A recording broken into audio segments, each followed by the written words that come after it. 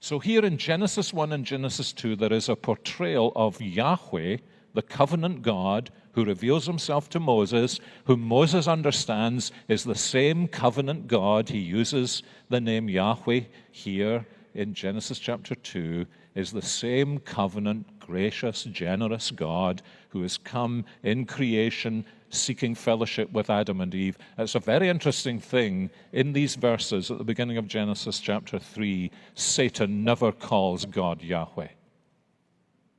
So something else is taking place. A diversion away from the real character and covenant love of God, and then this very subtle twisting in which God is being turned into a God who will love you and will be generous to you if you meet the qualifications. And then do you see what happens? Satan comes in and he says in verse 5, God knows that when you eat of it, your eyes will be opened and you will be like him, knowing good and evil. And you see this is further pressing on the same principle. God may say he's good, God may say he's generous, but he's not really good and generous.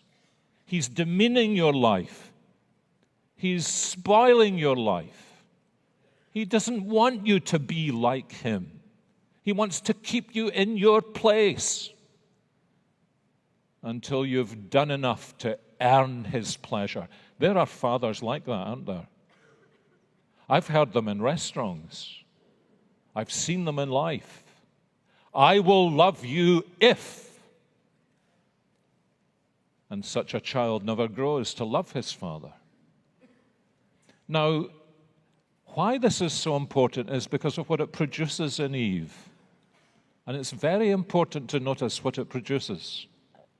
The first thing is it produces legalism. That God will love me and be generous to me only on the basis that I meet the qualifications. And then the second thing it produces is Antinomianism. In order to be delivered from that bondage, she breaks the law that was given for her blessing, and she becomes an antinomian.